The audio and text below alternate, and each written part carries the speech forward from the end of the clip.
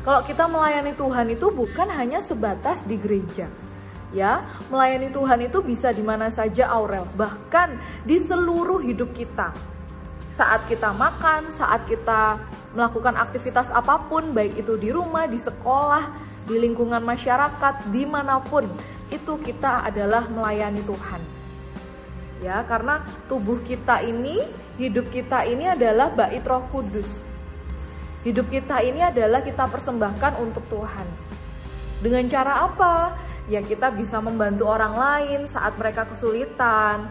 Terus ketika menolong teman yang membutuhkan bantuan, menolong fakir miskin. Terus anak yatim piatu kita tolong, kita bantu. Terus kita bersikap ramah sama orang lain, membantu orang tua di rumah. Kemudian menemani adik, ya.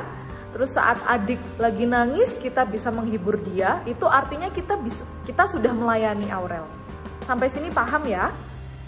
Nah, di dalam Alkitab Kisah Para Rasul 2 pasal 41 sampai 47 itu kita nggak usah baca, tapi intinya itu adalah tentang jemaat mula-mula Aurel. Jemaat mula-mula itu ya berada di Antioquia. Apa sih yang dilakukan oleh jemaat mula-mula ini? Di dalam Kisah Para Rasul pasal 2 ayat 41 sampai 47, mereka itu adalah kumpulan orang-orang yang rajin bersekutu.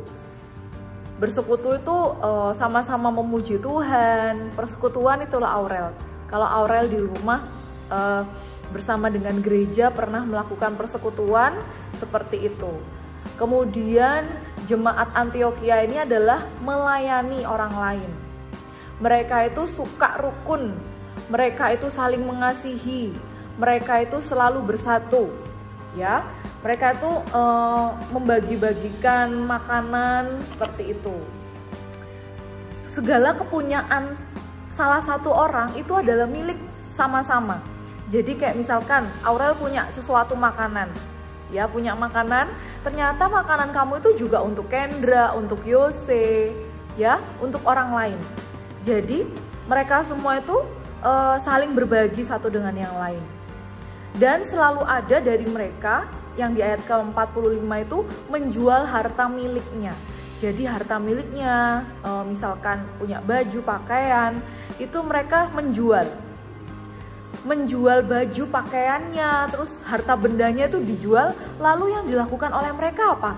Dibagi-bagiin sama orang-orang miskin, sama orang-orang yang membutuhkan.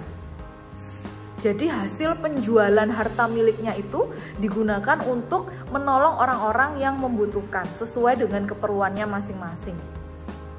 Selanjutnya adalah mereka itu bertekun, bersatu hati, berkumpul tiap-tiap hari itu di bait Allah.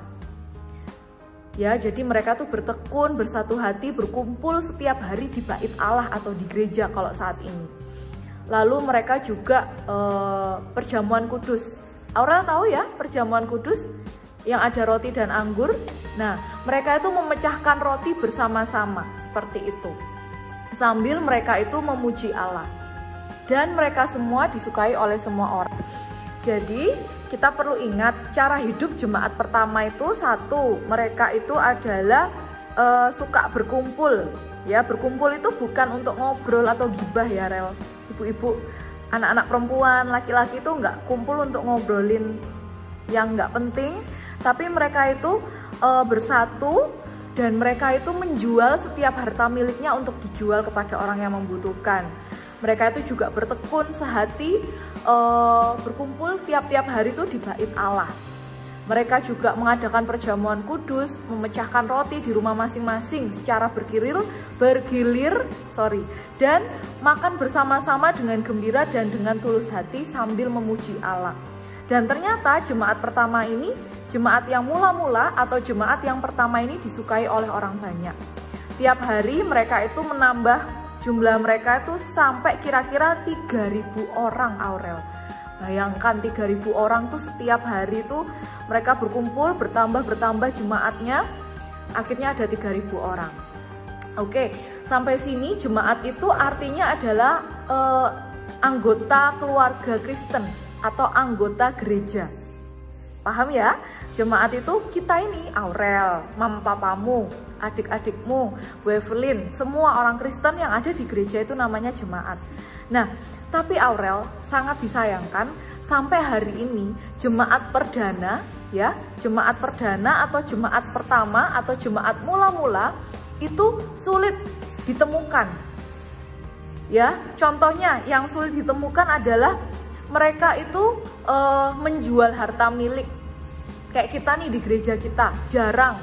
Bahkan mungkin tidak ada yang menjual harta milik yang diberikan untuk orang-orang yang membutuhkan.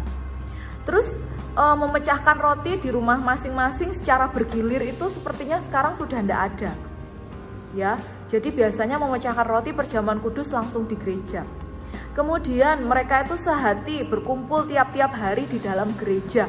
Kalau saat ini tuh sepertinya jarang ya Aurel, nggak ada bahkan. Apalagi sekarang musim COVID, ya pandemik seperti ini, nggak setiap hari ke gerejanya. Biasanya yang setiap hari ada di gereja itu ya tuh Pak Satpam atau Pak Pendeta yang tinggal di gereja seperti itu. Tapi kalau jemaat itu nggak ada yang setiap hari Senin sampai Minggu itu datang ke Bait Allah atau ke gereja. Sampai situ ya. Nah, mereka itu juga melayani ya, saling melayani. Jadi jemaat Antioquia ini berada di benua Asia. Ya, di benua Asia, dan ini adalah gereja yang pertama, Rel. Gereja yang pertama itu ada di Antioquia. Jemaat pertama atau jemaat mula-mula atau jemaat perdana. Nah, kenapa mereka disenangi oleh semua orang? Ya karena mereka itu saling melayani, bersekutu bersama, suka membagi-bagi, ya seperti itu. Kemudian itu melayani di gereja. Kalau Aurel pelayanan nggak di gereja? Enggak, oke. Next time ya, nanti kalau sudah SMP atau SMA atau sudah nggak ada pandemi, coba Aurel harus melayani di gereja, ya.